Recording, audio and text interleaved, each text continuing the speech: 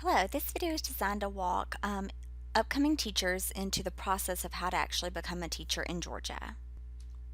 So, when we talk about being a certified teacher, what that means is that you are certified by the state to teach. And most teachers who are certified will be able to teach in public school settings as well as private school settings, or maybe even things like daycare, childcare settings, places like that. You are required to be certified to teach in a public school. Most private schools also require that teachers are certified nowadays. Daycares and childcare settings sometimes, but it is much better to be certified and not need it than to need to be certified and not be able to teach in a public school because you are not. Becoming a certified teacher usually involves two steps. First is earning a bachelor degree, which is a 4-year degree.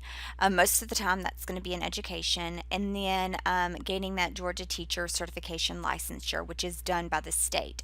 So the degree program itself will come from a higher education institution in the state of Georgia, outside of the state of Georgia, but the licensure will actually come from what is known as the Professional Standards Commission, that is the licensing body in Georgia. Most of the time, in a traditional route towards becoming a teacher, the student would get a bachelor degree in either elementary, middle, or secondary education. This involves coursework as well as practicums and student teaching. Practicums are shorter job shadowing type environments where you go into a classroom and watch the teacher and help out with lessons and start to teach some of your own lessons, that kind of thing. And student teaching is usually done your last semester, and that's when you basically become the teacher for that entire semester and do all of the planning and the teaching and the grading and the conferencing and all that kind of stuff. Usually this takes 4 years of college, and you do want to make sure that this is going to be an accredited school. So you want to make sure that this school is not only accredited, but then also aligned to allow for that Georgia teacher licensure through the Professional Standards Commission. Now, it is important to note that this isn't the only way to become a teacher. This is just the most traditional route. In some cases, some schools allow for what is called the Georgia TAP program, and in that case, a person might have a bachelor's degree in a non-education related field. So it might be in business or history, or social work, or some other 4-year degree, and then they would go through the Georgia TAP program, which is usually done through the school system, the complete practicum, student teaching, and a little bit of coursework. And then in that case, they are then able to become accredited, or able to gain their licensure there. So in that case, they would have a bachelor's degree in something else. They would do a little bit more coursework, some more of their field experiences, and then they would become a certified teacher. After teachers gain their bachelor degree, that's when they can actually become teachers in a classroom. Oftentimes, after that, they continue with their education and add on additional degrees. In doing so, they might gain additional certifications. They also gain additional money for that. So, after a bachelor's degree would come a master degree. After that would become a specialist degree, or what is known as an EDS degree. And then the last is a doctoral degree, which can be in a variety of areas. Most common is a PhD or an EDD. You can choose to get your advanced degree, master, specialist, doctorate in education, in elementary education, middle, or secondary, like your bachelor degree is in, or you can choose to specialize in a particular area, things like specific subject areas, so a master's in reading, a master's in math, a master's in STEM, those type things. You can also major in things like curriculum and instruction, instructional technology, or leadership, and that will allow, depending on what you major in, you could potentially move into support positions in the school system. So things like leadership would align you to become a principal. Things like instructional technology might align you to become the media specialist or the technology support specialist in the school. Curriculum and instruction might align you to become into the field of like a literacy coach or a math coach or those type things. Keep in mind that public school teachers are paid on a step system. So every couple of years, you will get a bump in your degree based upon the number of degrees that you have, as well as your years of teaching experience. So you would start out with bachelor's degree in terms of your degree, and then you would start out with 0 years of experience. Say in 2 years, you now have 2 years of experience and a bachelor's degree. That would give you a little bit of bump. And say in 5 years, you might have 7 years of teaching and a bachelor's degree, and that gives you a little bit more of a bump. But if you were to have 7 years in a master's degree, you would make more, or 7 years in a specialist degree, you would make more. So oftentimes, one of the main motivations for people getting advanced degrees is to get further money. We talked a little bit about this before, but in addition to a degree, certified teachers must also hold a teaching license from Georgia that is provided by the Professional Standards Commission, or the PSC.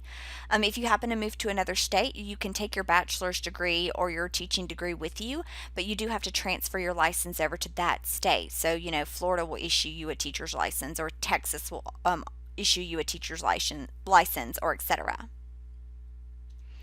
Georgia also currently has a tiered certification system process. So you actually gain your pre-service certification when you start the teacher prep program. So when you're a junior in college, you were then moved to an induction certification after you've become your first year teaching, and then you are later moved to a professional certification after a few years of teaching and successful evaluations.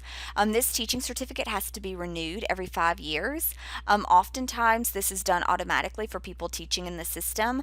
Because they have professional development that is built into the system. Things like faculty meetings, professional development offered inside the institution, but also you have things like if you do go get your master's or specialist, you'll have professional development that way as well.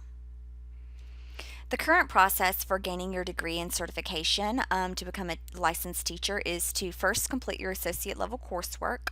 We often call these the pre-courses, the courses that you have to do before getting accepted into the education program.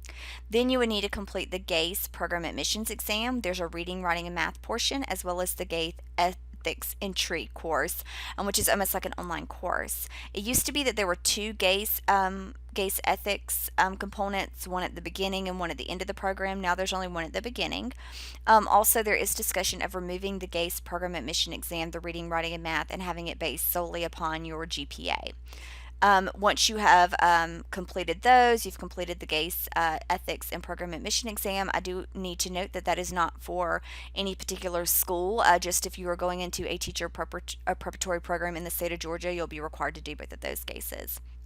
At this current moment. So then you would enter the bachelor program at your chosen school.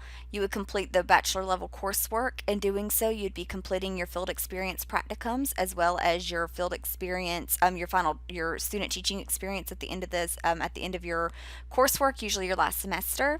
Then you would complete the GACE subject area exam. So it would be in something like, elementary education, secondary education history, secondary education math, whatever your focus is in.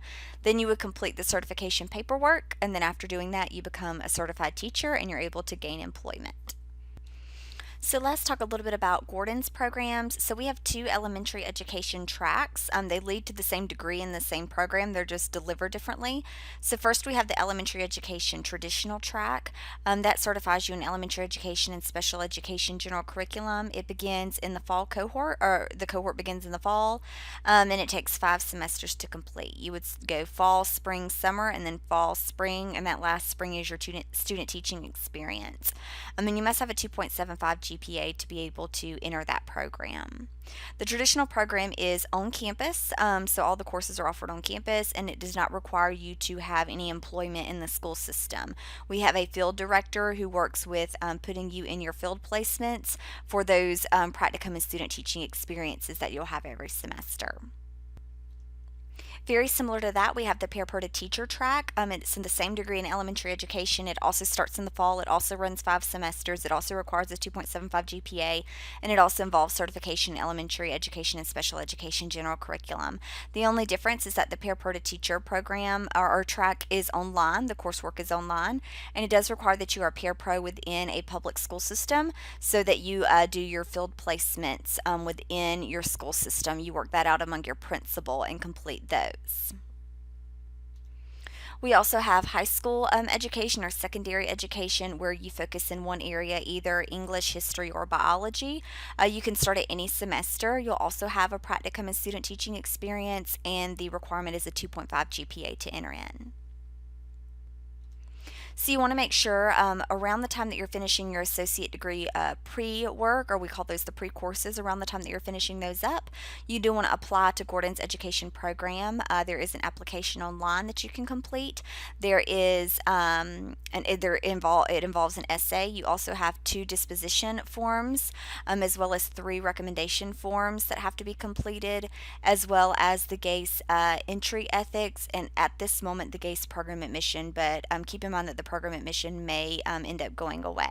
So you'd want to have all that in place to apply for the education program. So I'd like to tour you around a couple of websites to give you some more information about our programs. So if you go to the Gordon website, and if you choose academics, and then you would find the School of Education.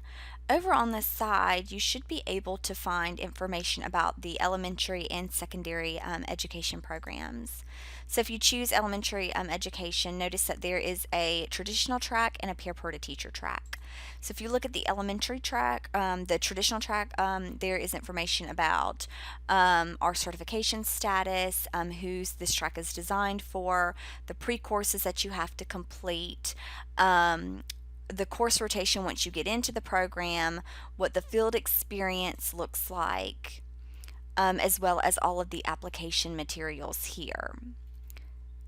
And so all of that is located on here. Also, over on the side here, we have the Paraperta teacher program. So if we look at that, a lot of the same information, but it includes your course rotations, the courses you're required to take, how your field experience will work, and the application materials. Also, here we have the secondary education program, and we have some information about the courses that you would take there. So that's some information about how to get started applying into the education program when it is time. This is another great website that you'll use. This is the Georgia Professional Standards Commission, or the PSC website. If you haven't already, when you go to apply to the education program, you will actually create your PSC account. So just some general information here. If you look under Georgia Educators, there's some information about your teaching certificate, steps to become a teacher, how to add different fields if there is a time for that, as well as the certification process and the different areas that you can gain certification in. So I'll just show you these really quickly since we talked a little bit earlier about the different types. So there is teaching fields, service fields, and leadership fields. These are all of the teaching fields. And so you all would, going through Gordon, you would earn those doing elementary would gain this teaching certification, special education, general curriculum, and elementary education. Those going through, and notice you would be eligible to teach birth through 5th grade. Those going through our secondary program would be eligible to teach grades 6th through 12th, so know that that actually includes middle school as well. And then here's a listing of the different areas, and at Gordon you can major in biology, you can major in English, and you can major in mathematics, or I'm sorry, not mathematics, history. So you can major in those at Gordon.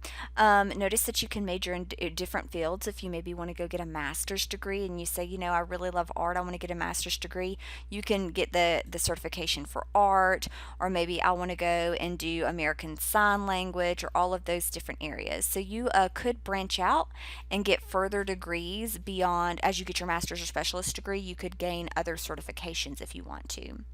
So let's look at some of the service areas. The service areas are where we include things that are like support services. So things like a certification in school psychology and school counseling, and being a media specialist, social work, speech and language, school nutrition, audiology, instructional technology, teacher leadership, curriculum instruction, those type things. If you want to be a principal, you would want to get a higher level degree, master's or specialist in leadership.